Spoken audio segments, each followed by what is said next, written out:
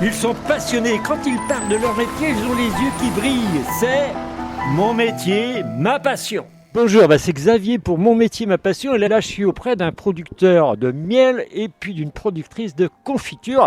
Tout ça, c'est très sucré, hein. Donc c'est tout à fait agréable. Tu vas me dire ton prénom, ton nom. Est-ce que tu es sur Guichen ou ailleurs? Et puis, pourquoi tu fais du miel?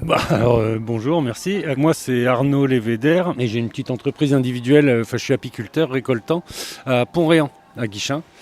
Pourquoi je fais du miel? Parce que j'aime bien m'occuper des abeilles, parce que j'aime le miel, parce que ça me plaît.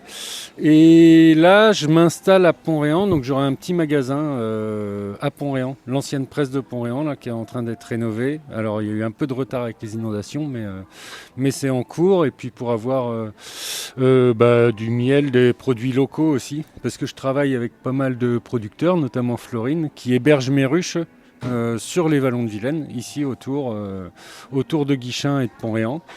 Et puis pouvoir mettre en valeur des produits et puis l'artisanat local autour de la gourmandise. Est-ce que tu es que apiculteur ou tu as un métier à côté? Non, je suis que apiculteur. Je suis que apiculteur et je fais aussi, je transforme le miel. Donc je fais aussi des gourmandises au chocolat, des chocomiel, du pain d'épices, des choses comme ça. Et donc, tu m'as dit, ça fait combien d'années que tu y es là? Je suis en train de... En fait, c'est en cours, mais c'est une reconversion professionnelle. Ça va faire 4 ans que je suis en train de développer ce projet. Donc je me suis formé, puis après faut avoir les ruches, les abeilles, puis avoir les premiers miels, puis commencer... Il y a une année blanche quasiment pour... Au moins une. Enfin, en tout cas, c'est pas. Ça met du temps à être viable une production agricole. Tout à fait. T'as combien de ruches? J'arrive à 200 ruches. Hein. Ah oui, c'est énorme. Non, c'est pas énorme. C'est à peu près le volume qu'il faut pour espérer en vivre, en fait.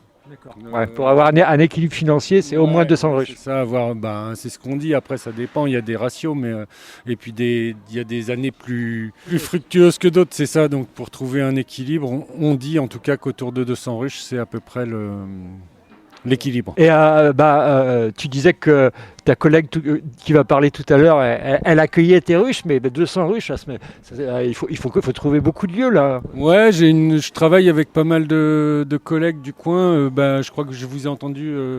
J'ai parlé avec les chèvriers.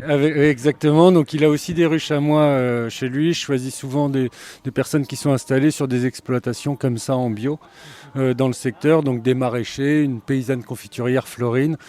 Sébastien qui est chèvrier et puis d'autres collègues comme ça, ouais, sur une quinzaine de kilomètres autour de Guichen. Alors 200 ruches, ça fait combien de kilos de miel ça?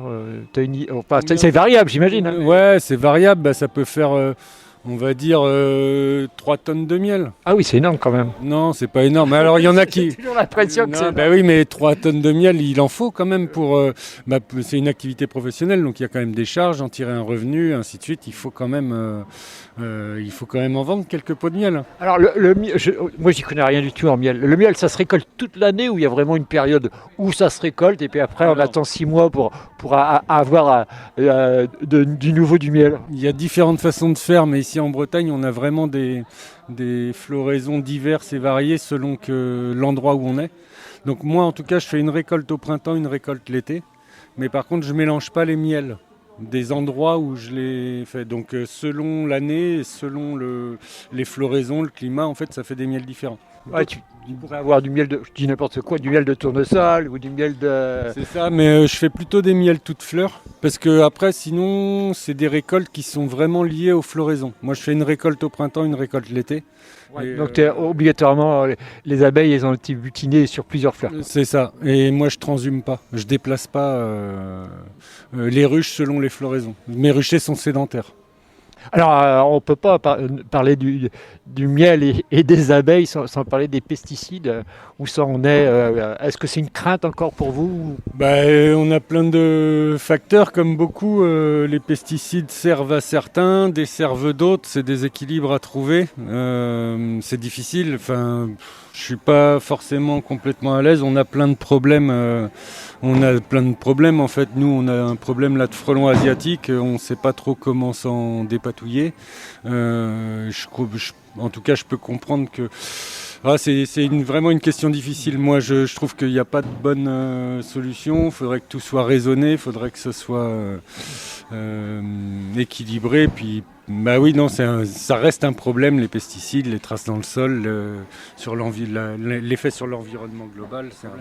Et ça reste finalement un problème interne aux agriculteurs. Il faut qu'à un moment ou à un autre, ils arrivent à s'entendre. Non, je ne crois pas que ce soit interne aux agriculteurs. Je pense que ça concerne tout le monde.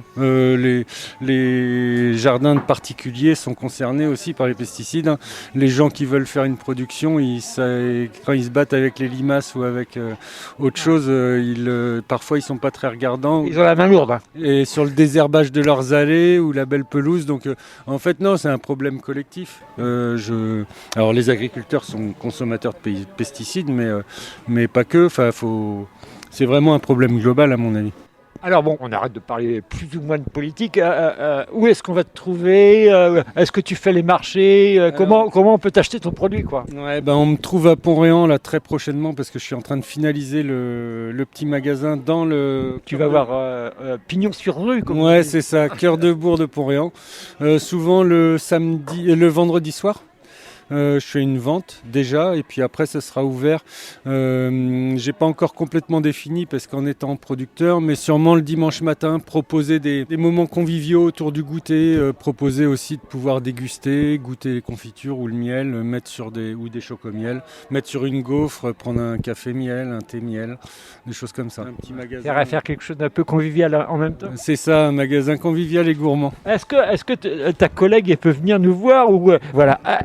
Alors, toi, qu'est-ce que tu fais comme production? Donc, Florine, moi je suis installée sur la commune de Mordel. Donc, je suis paysanne sur un petit verger. J'ai replanté des petits fruits.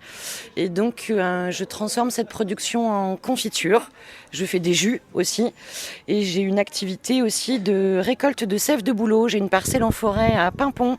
Qu'est-ce qu'on fait du sève de bouleau? Je ne vois pas du tout ce qu'on peut en faire. Alors, la sève de bouleau, en fait, c'est au moment de la montée de sève du printemps. On va récupérer cette sève qui est pleine de minéraux et on fait des cures détoxifiantes, en général pendant 3 semaines. Et c'est très reminéralisant. Donc, on connaît très bien en fait dans les pays scandinaves ou au Canada. Et donc, j'ai développé aussi cette activité. Donc je me définis un peu comme paysanne, confiturière, forestière, un petit peu, voilà. Alors comment on récupère la sève de bouleau? Je reste là-dessus et puis on reviendra sur les petits fruits après, oui, bien sûr. Comment on saigne l'arbre, je sais pas. Alors c'est exactement le même principe en fait que la sève d'érable au Canada. On fait en fait un tout petit trou de à peine 2 cm à l'intérieur de l'arbre. Et en fait, on met ce qu'on appelle en jargon professionnel des chalumeaux. Et c'est comme un petit robinet. Et ensuite, on va pouvoir récolter la précieuse sève en goutte à goutte, en fait. Et à la fin de la saison, on rebouche en fait notre petite entaille et il va y avoir une cicatrisation en fait avec l'écorce de l'arbre. C'est une petite cheville de bois. Alors, les petits fruits, c'est quoi? Tu fais quoi comme petits fruits? Cassis, mûres, je sais pas, dis-moi tout. Alors, je fais du cassis, de la fraise, de la framboise, de la groseille. J'ai un ancien verger de pommiers, j'ai quelques pruniers poiriers et j'aime bien aussi faire de la cueillette sauvage. Donc, je cueille par exemple des baies de sureau, de la châtaigne aussi, de la baie d'églantier. Des mûres, bien sûr, oui, classiques. Et donc, ça me permet de pouvoir proposer une diversité de confitures qui sortent un petit peu de l'ordinaire. Tu fais aussi de la confiture de cirodon. Je crois que c'est comme Cynorredon. Ça. Cynorredon, j'avais oublié. Exactement. Alors, c'est un petit peu devenu ma confiture signature. Donc, c'est très fastidieux au niveau de la cueillette. C'est très fastidieux au niveau de la transformation. Dis ce que c'est que le cynorredon, parce qu'il y a des gens qui ne savent pas. C'est le fruit du rosier sauvage, qu'on appelle en fait le rosier à chien, qu'on trouve en fait dans nos paysages en Bretagne en sauvage. Et donc c'est plein de poils à gratter à l'intérieur. Tu fais ça en petite quantité, hein? Je fais ça en petite quantité. J'ai une assez grande diversité, donc en petit volume. Mais ce qui est intéressant, c'est qu'en fait, les productions, elles se suivent. La sève de bouleau, c'est vraiment février, mars et un petit peu avril. Et ensuite, je vais enchaîner sur les fraises, sur les framboises. En juillet, cassis, groseille. Et toute l'année, en fait, se succèdent comme ça au rythme des saisons. Et moi, j'aime bien parce que c'est des rendez-vous, en fait. Donc ma saison préférée c'est le printemps, ensuite l'automne. Quand on arrive à la saison des châtaignes, des champignons, il y a vraiment en fait quelque chose de réjouissant en fait. Tu vends ça sur les marchés aussi comme ton collègue ou tu as un petit magasin où on peut venir chez toi aller acheter les produits? Alors non, moi j'ai pas de magasin de vente directe. Pour la sève de bouleau, je suis dans les Biocoop à Rennes et dans le pourtour de Rennes.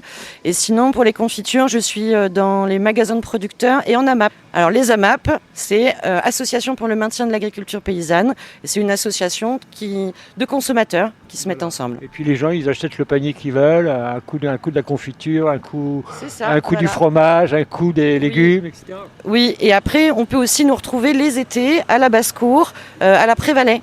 À la basse-cour, qui est un très très beau lieu alternatif.